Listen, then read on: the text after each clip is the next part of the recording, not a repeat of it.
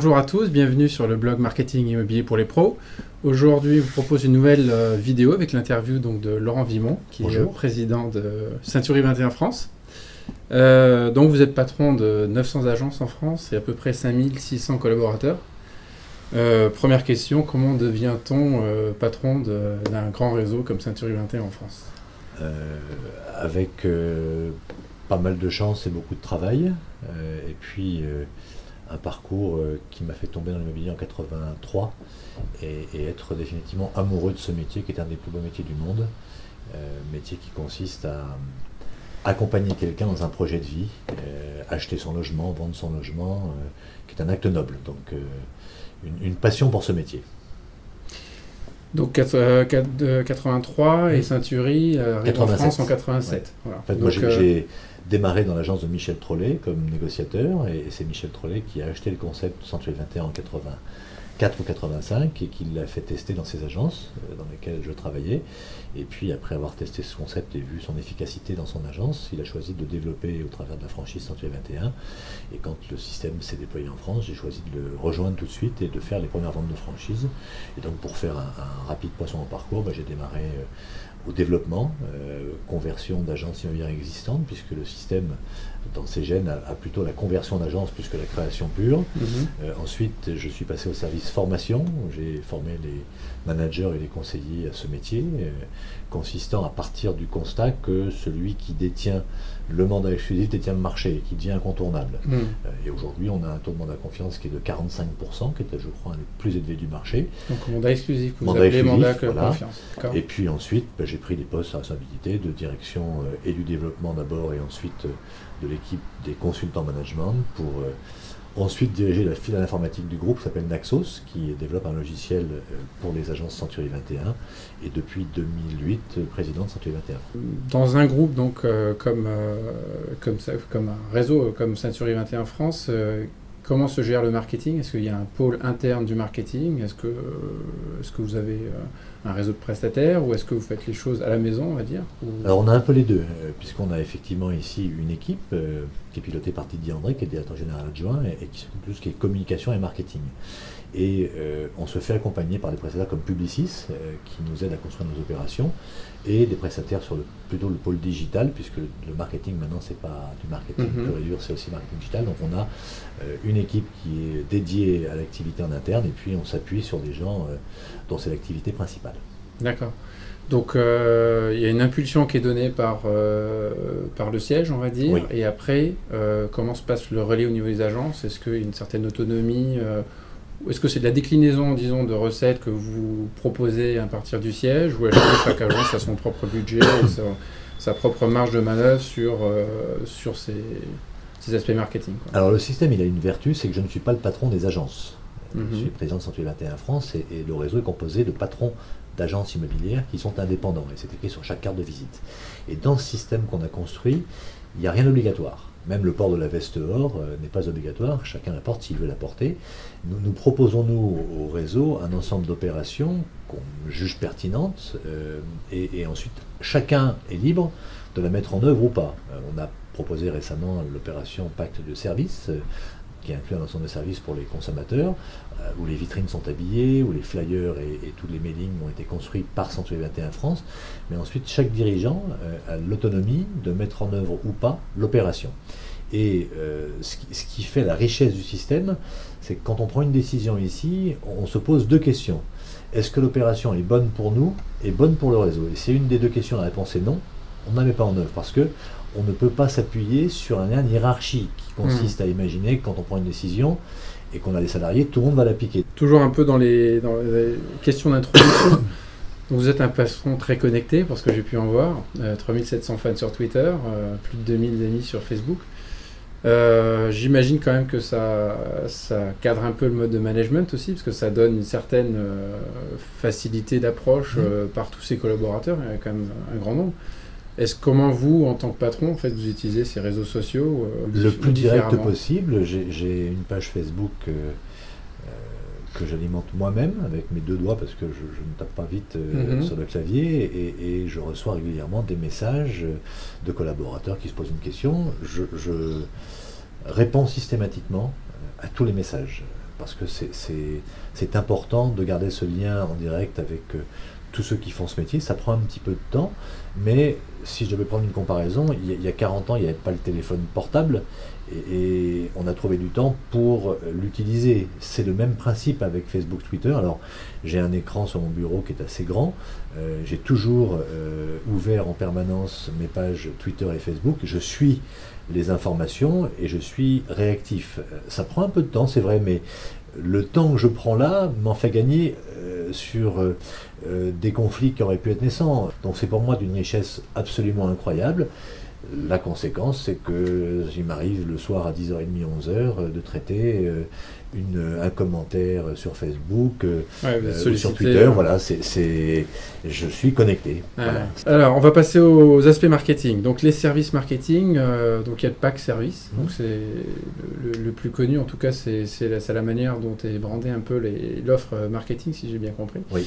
Qu'est-ce que ça regroupe, englobe d'idées innovantes par rapport à ce qui peut se pratiquer ou ce qui se pratiquait avant chez Century, ce qui peut se pratiquer à la concurrence? Alors, si on fait un tout petit peu d'histoire, sur le marketing, on a été les premiers à sortir le mandat exclusif d'un engagement écrit de l'agence permettant aux vendeurs, si les engagements n'étaient pas respectés, de casser le mandat, qu'on appelle la garantie d'action. C'est le premier outil marketing de la marque. Dans l'évolution, nous avons, grâce à Internet, choisi de développer un extranet vendeur sur la base d'un constat, c'est que les vendeurs trouvaient que l'information n'était pas suffisamment relayée entre l'agence et la vente de son bien. Donc l'extranet permet, grâce à l'informatique, d'avoir accès aux visites, aux pubs, aux commentaires des vendeurs, quand le vendeur en a envie. Et puis ensuite, il y a tous les outils qui vont permettre de conforter la vente avec, par exemple, le site du propriétaire. Cet outil, qui est un site individuel pour un bien qu'on a rentré, permet à la fois de valoriser uniquement le bien, mais également aux vendeurs d'y mettre des commentaires. Donc on humanise la relation dans l'univers virtuel qu'est Internet. Et puis sur le marketing, il y a bien évidemment tout ce qui porte sur les réseaux sociaux, qui deviennent de véritables médias permettant de relayer les offres. Les annonces immobilières sont présentes sur les pages Facebook de nos agences, permettant donc aux clients de les consulter.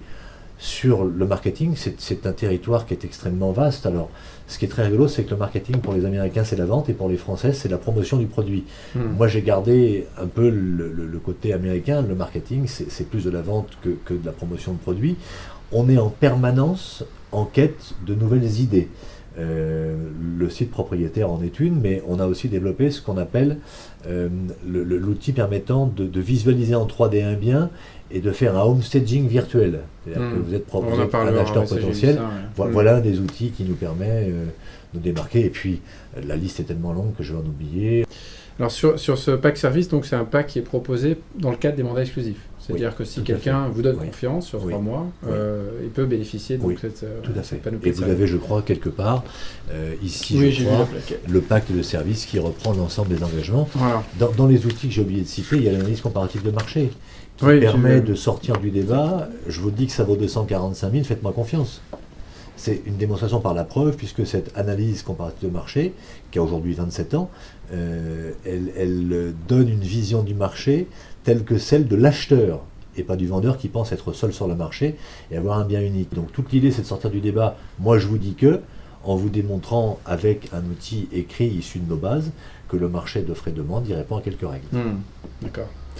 Alors, prenons un des services phares qui est mis en avant, donc le fameux site dédié, effectivement, donc, pour un bien donné.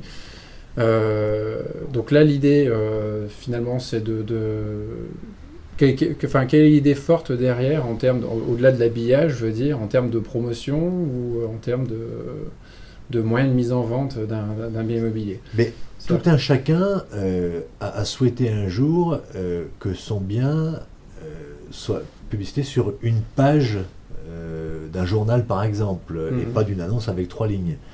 L'univers Internet ou digital permet à des coûts beaucoup plus faibles de disposer de ce rêve. Je vais développer pour vous un site uniquement pour la promotion de votre bien. Et ce site, qui est un site statique, qui comprend des photos, un texte, et on essaie de faire des textes qui soient avec du sens, sera ensuite enrichi par le propriétaire, pour qu'il puisse donner lui, avec son absence de neutralité bien sûr, mais l'acheteur n'est pas bête, ce qu'il a considéré comme agréable dans la vie du bien qu'il vend. C'est-à-dire que l'idée, c'est pas humaniser, mais de donner un peu de chair et de sang à une annonce qui est parfois un peu froide, en utilisant les 6, 7, 8 ou 10 photos, le texte de l'annonce, mais également les commentaires de celui qui a habité dedans pour qu'il donne sa vision des points forts du logement qu'il a acquis 10 ans ou 15 ans avant et qu'il revend sur le marché. Alors, au-delà de l'habillage et de cette présentation un peu sur mesure, est-ce qu'il y a un effort particulier qui est fait sur le contenu pour enrichir le site autrement que ce qu'on peut retrouver sur l'annonce classiquement sur Se Loger ou ailleurs? C'est un vaste sujet. Oui, c'est un vaste sujet, mais... la qualité des photos et du texte. Dans cette profession, pendant des années, on a été freiné par le coût des pubs qui étaient facturés à la ligne ou à l'espace. Or, le site web change tout puisque vous n'êtes plus contraint d'avoir un texte avec des abréviations AV, 3 chub, 2 SDB, enfin, vous pouvez écrire les choses et valoriser l'annonce. C'est un long chemin parce qu'il faut passer du temps à comprendre que le texte que vous écrirez impactera votre référencement en plus. D'accord ? Que les photos, il faut les faire de façon professionnelle et que mettre une annonce avec 2 malheureuses photos, dont celle des toilettes, n'est pas forcément ce qu'il y a de plus adroit. Donc la profession réapprend un métier de communicant. Et ce site dont on parle, il est un peu tout ça, puisque c'est un site dédié à un bien, où il n'y a pas de limite en nombre de photos. C'est un site où on peut écrire beaucoup de choses sur l'environnement, ce qui est un élément essentiel pour l'acquéreur, sur l'habitabilité, le confort, enfin, on peut se lâcher, si je vous passe l'expression. Maintenant, l'exercice est compliqué parce qu'il faut sortir des habitudes qu'on avait, qui consistait à faire des textes de 3 lignes en disant voilà, je ne peux pas en mettre plus et je suis contraint à tant de caractères. Là, c'est open bar et on peut vraiment être créatif. R&B a une qualité de photo et d'annonce absolument incroyable et loue pour une nuit. Là où nous, on vend pour une vie. Et donc l'idée est de montrer que les efforts qui sont faits sur un site qui se contente de proposer une presta sur une nuit sont d'un niveau supérieur à ceux qui vendent pour une vie. Un travail de sensibilisation phénoménal derrière, ça c'est certain. Avec des conséquences incroyables sur le référencement. Donc c'est pas un sujet... Et puis l'attractivité. Bien sûr, voilà. Bien sûr. Alors justement, Airbnb, c'était une de mes questions suivantes, mais autant en parler à la limite. Donc je vous parlais du forum de la FS2I la dernière fois. Donc à chaque fois, on invite un acteur qui est dans un domaine proche et qui a une démarche innovante. Donc là, Airbnb était là avec le patron de France et a reparlé de sa success story et de son réseau, donc son approche sur les photos immobilières qui fonctionnent sur la base d'un réseau de freelance qui prennent des photos systématiquement. Investissement fait par Airbnb et offert donc aux propriétaires qui mettent leurs annonces chez eux. Donc c'est un effort financier assez important, mais Airbnb a toujours expliqué que c'est un effort très rentable parce que d'abord ça leur permet de se différencier par rapport aux autres et puis après le taux de conversion en termes de location de nuitée est vraiment conséquent. Alors suite à ça, tout le monde applaudit, trouve ça génial. À quand un grand réseau français quand est-ce qu'un grand réseau français sera capable de monter ce maillage finalement de freelance? Parce que prendre une photo, on peut apprendre à prendre des photos, mais si on veut vraiment une photo de qualité, mine de rien, le photographe reste quand même un incontournable. On a essayé avec à l'époque Prévisite, et la difficulté, c'est la réactivité. L'annonce Airbnb, elle a une durée de vie dans le temps plus longue que la nôtre, parce que la chambre va se relouer. L'annonce immobilière, elle a une durée de vie d'1 mois, 2 mois, 3 mois, et puis une fois qu'elle est vendue, il se passe 7 ans, 8 ans devant avec qu'elle revienne sur le marché, donc il faut tout refaire.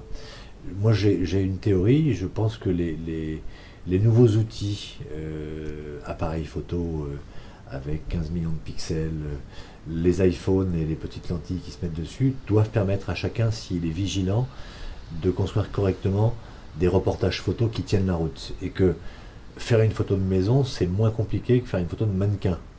Après, il y a aussi du bon sens, c'est-à-dire qu'il y a des pièces à pas montrer, il y a des pièces à valoriser.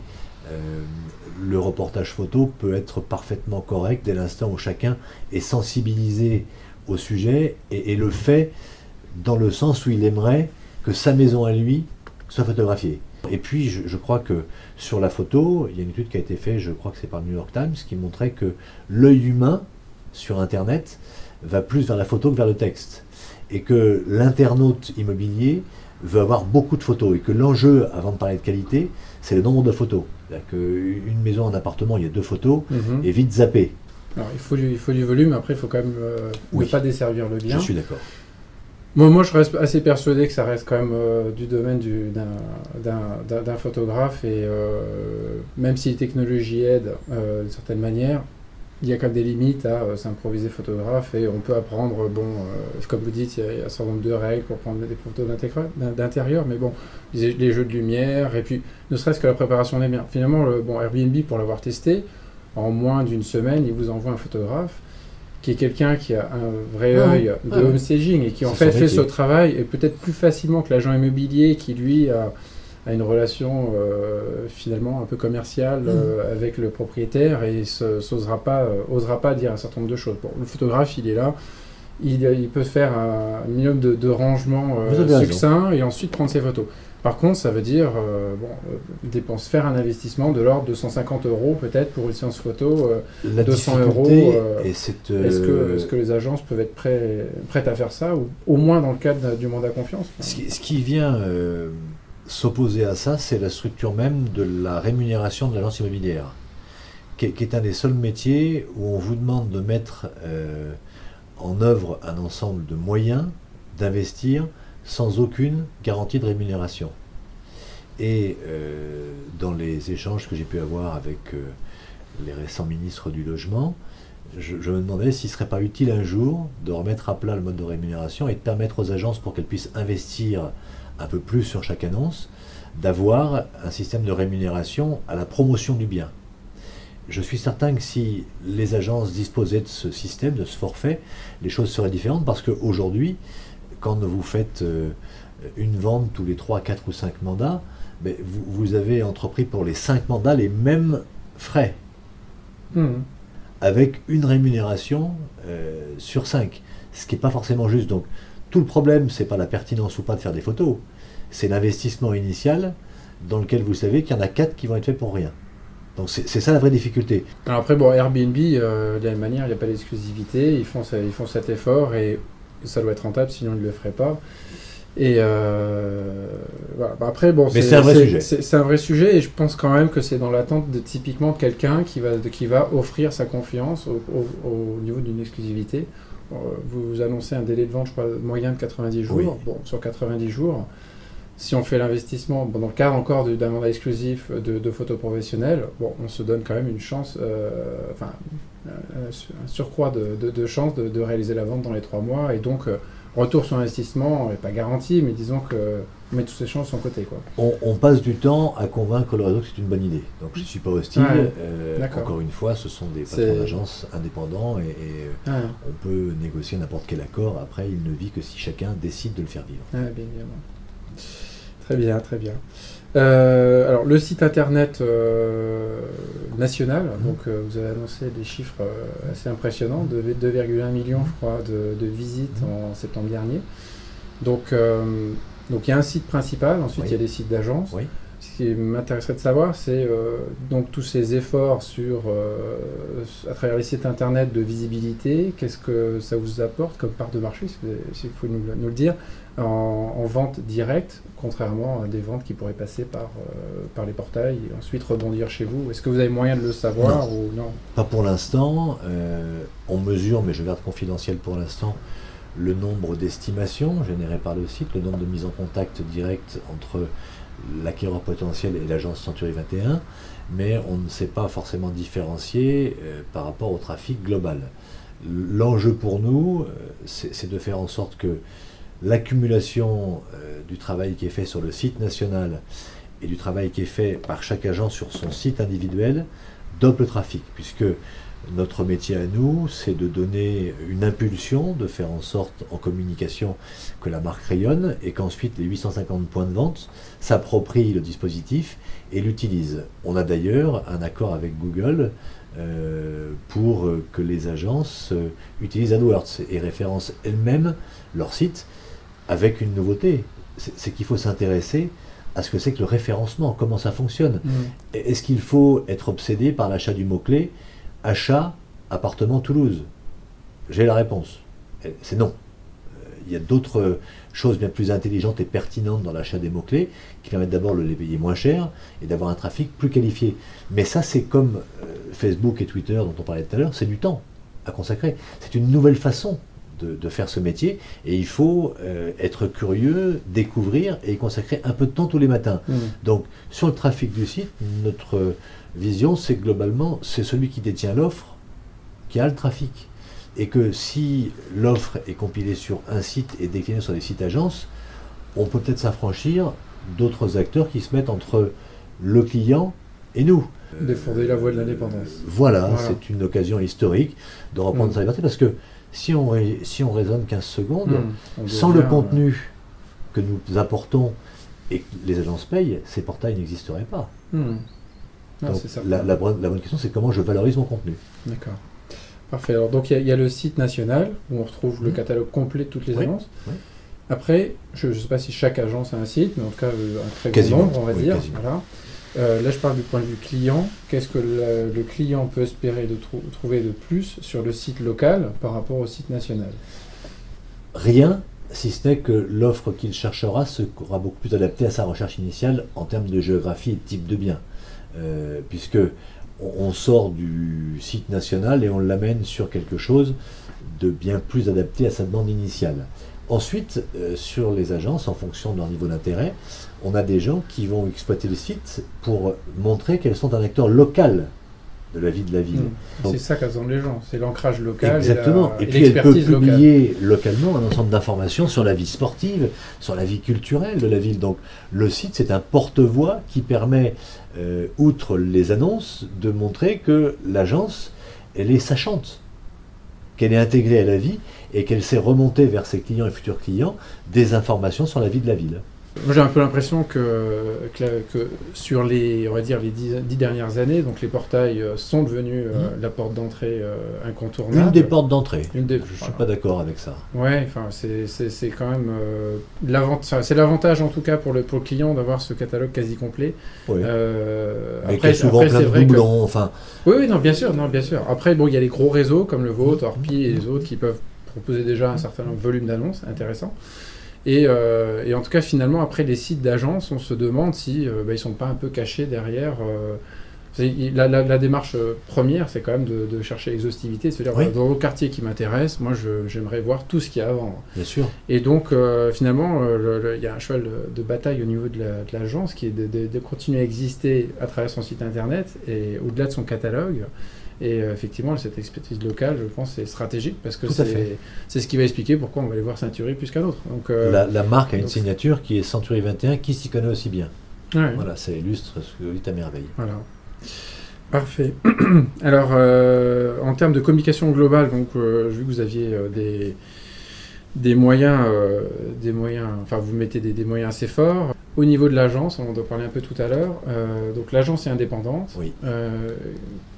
En pratique, au-delà de ce qu'elle a la possibilité de faire, qu'est-ce qu'elle investit comme moyen, disons, pour se faire connaître localement, quoi. Alors, ce qu'il faut déjà dire, peut-être parler de budget marketing éventuellement d'une agence.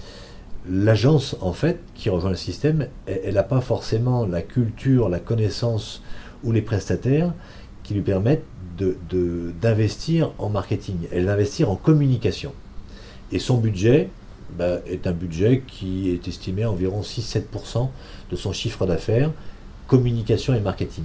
D'accord. C'est plus l'implication, l'engagement et l'exploitation de nos outils qui font la différence, puisque, encore une fois, on est un réseau extrêmement ouvert avec un système de communication entre le siège et les agences qui est très structuré. On voit les délégués de groupement d'agences tous les 2 mois et demi. Enfin, on discute beaucoup, on échange beaucoup et on adapte nos communications aux remontées du terrain. Parlons un peu maintenant plus en détail des annonces. Donc vous avez parlé de home shading virtuel, vous avez un accord avec Archideco, je crois. Oui. Donc dans quel type de cas vous utilisez ce service qui permet de présenter un bien de manière virtuelle réarrangé? Est-ce que c'est quelque chose que vous faites que pour les mandats exclusifs? Est-ce que pour certains mandats exclusifs? Non, c'est proposé pour tous les mandats exclusifs, mais pour l'instant, ça n'a pas rencontré un franc succès. L'outil existe, il est assez simple à utiliser, mais il est plus pour les acheteurs. C'est-à-dire que le relooking, le vendeur, il vend et ils ne sont pas tous dans l'état des clients que Stéphane Plaza reçoit, très sensibles aux arguments. Et pour vous, c'est une première étape à potentiellement introduire le vrai home staging réel? Mais le vrai, on l'a déjà introduit il y a 4 ou 5 ans avec des agences qui ont des accords au niveau local. La difficulté, c'est de convaincre le vendeur que c'est un outil sur lequel il faut investir de l'argent, là où ils mettent en vente et où un vendeur est souvent riche virtuellement mais pauvre réellement, puisque quand on vend, on n'a pas forcément devant soi l'argent nécessaire pour avancer 3, 4 ou 5 000 euros. Il y a un niveau d'adoption qui est quasi inexistant. Le système peut fonctionner en cas de non-vente, c'est-à-dire qu'il fonctionne très peu à la mise en vente parce que le vendeur estime qu'il a le plus joli bien du marché et qu'il est peu réceptif à l'argumentaire. En revanche, quand au bout de 3 mois, 4 mois ou 5 mois de mise en vente, il n'y a pas de résultat, là, l'esprit s'ouvre un peu plus. Parlons un peu de la vidéo. Donc, j'ai interviewé, moi, dans le cadre de mes podcasts, le président de V-Screen, donc une agence de réalisation de vidéos aux États-Unis, qui travaille avec Century 21 aux États-Unis, et qui traite leurs annonces sous format vidéo. Ouais. Apparemment, il expliquait que c'était devenu quelque chose d'extrêmement courant aux États-Unis. Quel est votre avis sur ce type de format, donc reformater une annonce sous forme de vidéo déjà, et est-ce que c'est quelque chose auquel vous pensez, vous avez déjà pratiqué, qui vous semble être une bonne approche? Alors la vidéo qu'on a essayé a un coût initial plus élevé que la photo, même si les coûts ont baissé. Nous avons avec YouTube trouvé une solution pour que toutes les annonces plates soient transformées en vidéo. Voilà, je parlais plutôt de ça en fait. Les photos, c'est les vidéos automatisées en fait. Ça fonctionne déjà sur la chaîne YouTube Century 21. D'accord. Voilà. Et quel est votre avis sur la question par J'en ai pas. J'en ai pas. Voilà, j'ai pas d'avis, je suis pas certain que ce soit une révolution. On est dans un métier où on compile finalement la même chose. La photo plate, la 3D sont certes des outils rigolos, mais ne remplaceront jamais la visite du bien, l'émotion qu'on a en ouvrant une porte, en observant une vue, en sentant une odeur, enfin.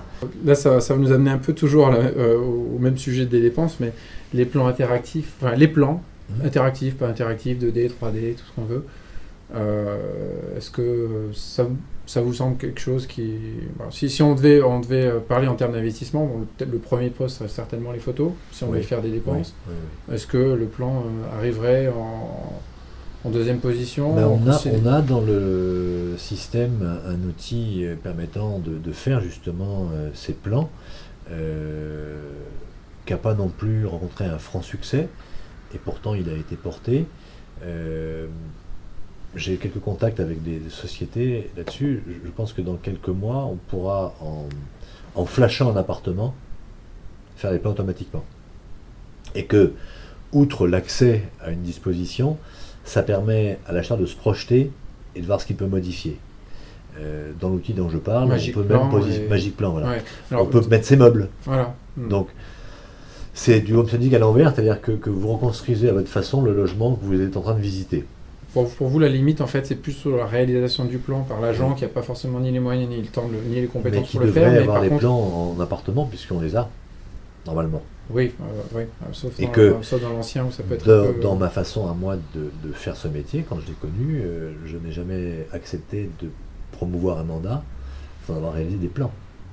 Et pas des plans d'architecte, mais d'avoir au contraire, des plans la surface globale, le nombre d'étages, le nombre de pièces et les surfaces et les revêtements. Donc ça, c'est quelque chose qui doit simplifier la vie du conseiller immobilier. C'est je rentre dans une pièce, je me mets dans l'angle d'une pièce, je prends mon téléphone portable, je clique dessus et ça me génère des plans. C'est en train d'arriver. Et ça sera, je pense, un beau produit. Après, tous les produits d'évolution, tous les produits de modification existent déjà sur le marché. Parce que là, on ne parle pas de maîtriser ni quoi que ce soit, on parle plutôt de projeter dans une organisation d'appartements. Mais j'ai vu hier les lunettes Google qui permettent de découvrir en 3D une maison, un appartement. C'est assez spectaculaire. Ça fait mal au crâne et ça remplacera jamais une visite. Oui, tout à fait. Alors, reparlons un peu des réseaux sociaux, vous avez parlé tout à l'heure. Donc, avec Prévisite, vous faites ces pages qui sont Facebook qui sont assez musclées, parce que ça va au-delà d'une timeline où vous publiez des infos. Donc, il y a carrément toutes les annonces qui sont... Est-ce qu'on peut avoir une petite idée du retour que ça vous apporte? Est-ce que déjà vous arrivez à le mesurer? Et est-ce que si vous le mesurez, est-ce que vous estimez que c'est finalement une porte d'entrée? Parce que, alors, on est allé sur Facebook parce qu'on s'est aperçu qu'il y a peut-être plus de monde sur Facebook que via des emails, par exemple. Mais après, est-ce que c'est le bon point d'entrée pour engager une discussion autour d'une présentation de... La bonne question, c'est est-ce que c'est uniquement un point d'entrée? C'est une des réponses. C'est aussi un point qui permet de garder le contact avec des gens qui ne seront pas vos clients avant 5 ou 6 ans. Donc c'est une façon de fidéliser, et il n'y a pas d'obsession chez nous de point d'entrée par Facebook. Et puis c'est une communauté où on passe de l'information sans forcément attendre une rentabilité immédiate. Pour vous, ça alimente un fil de discussion, une conversation avec un... Et vous gardez le lien. Avec quand vous invitez des clients potentiels. Un logement chez vous à devenir fan de votre page, et que cette page, vous l'utilisez aussi pour publier de l'information sur la vie de la ville, vous gardez ce lien pendant 1 an, 3 ans, 5 ans. Donc l'idée, et puis on peut en faire des événements. Je parlais des œufs à Pâques, cette page, il faut la faire vivre. En revanche, si vous êtes sur une page avec vos annonces en ne publiant strictement rien, il ne se passera rien. Et je suis de ceux qui s'opposent à toute campagne d'achat de fans, considérant que le nombre n'est pas important. Ce qui compte, c'est le taux d'engagement. C'est le nombre de gens qui likent, qui partagent les articles, parce que c'est pertinent ou pas. Donc le chemin est plus long, et on pourrait demain avoir 1 million de fans sur nos pages. C'est pas compliqué. Mais c'est pas la bonne stratégie à mes yeux. Très bien. On va terminer sur un peu de prospective, si possible. Est-ce que vous pensez que dans l'approche de rémunération, on peut imaginer, un peu comme ça se pratique certains pays anglo-saxons, de décorer finalement la commission pure liée au service commercial qui est fourni, et finalement une facture sur un budget marketing qui peut être à la carte d'ailleurs, proposé par l'agence avec au menu prendre des photos, faire ceci, cela, et qui serait dans ce moment une facture marketing payée séparément. Est-ce que vous pensez que cette transparence d'une certaine manière avec une facturation, et puis aussi le fait de le faire payer aux vendeurs, est-ce que ça peut être envisageable? Est-ce que vous pensez que ça viendra? Je l'ai évoqué tout à l'heure. Le problème, c'est qu'il faut mettre la loi gay à plat, puisque la loi gay interdit ce genre de facturation. Vous ne pouvez facturer à un client aucune prestation sans qu'il y ait eu de résultat. Mais c'est une vraie piste qu'il faudrait explorer. Et encore une fois, je l'ai poussé auprès de nos 2 charmantes ministres Duflot et Pinel en disant mais il y a peut-être un problème de fond, c'est de permettre à cette profession de pouvoir facturer les moyens de promotion qu'elle met en œuvre pour chaque client vendeur. Débat ouvert. D'accord. J'y suis ça vous paraît j'y suis très favorable parce que ça permettrait de mettre un peu de pression sur la concurrence entre les agences quand elles vont rentrer un mandat. Et les clients pourraient choisir l'agence dont la promotion est la plus pertinente, la plus efficace, sans entendre l'argument trop souvent, vous signez, vous avez rien à payer, ça ne vous engage à rien, c'est qu'un mandat simple de plus, ce qui est un déni total de service pour moi. Donc c'est une piste effectivement très intéressante. D'accord. Petite question sur les agences physiques. Avec tout ce virtuel, cette approche digitale, est-ce que vous pensez que l'agence physique va se réinventer autrement? Peut-être pas besoin d'avoir une surface aussi grande. Là, encore une fois, j'ai interviewé un Américain qui a travaillé pour le réseau Corcoran à New York et qui, lui, voyait l'agence comme toujours un point de contact très important pour discuter et faire affiner un projet d'acquéreur, comme vous le mentionnez tout à l'heure. Par contre, peut-être que dans sa dimension, sa configuration sera amenée peut-être à être un peu réduite par les possibilités qu'offrent aussi les entrées digitales, quoi. Il y a un débat qui est assez rigolo et j'ai souvent été dessus interpellé, c'est les mandataires réseaux virtuels, dont je constate qu'ils ont tous des trafics virtuels moins importants que tous les réseaux physiques et qui prétendent réinventer l'immobilier digital. Bon, le paradoxe et l'intérêt aujourd'hui, quand on regarde un peu ce qui se passe dans l'univers ou dans le monde des affaires, c'est que la tendance c'est de disposer du virtuel et du physique. Et qu'il y a des entreprises digitales qui rêveraient de disposer d'un potentiel de 850 agences immobilières présentes dans la ville. Parce que les clients, ils ne sont pas segmentés dans les canaux de distribution. Ils consomment tous les canaux.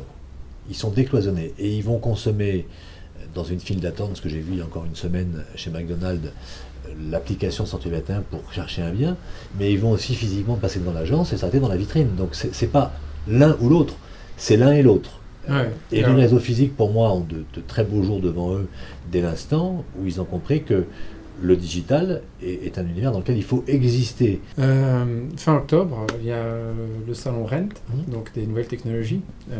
Est-ce que vous allez participer pour voir un peu ce qui se passe? Est-ce que c'est le genre de choses que vous suivez, qui vous intéressent? Directement non, mais Didier André et Valérie Labouralière en charge de la communication iront y faire un tour pour voir ce qui s'y passe.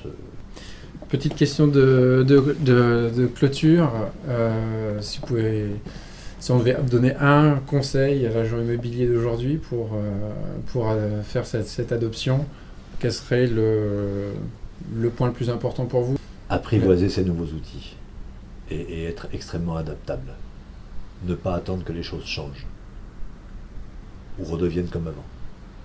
Donc être curieux, accepter l'échec et apprivoiser tous ces outils. Parfait, écoutez, merci beaucoup. Merci beaucoup.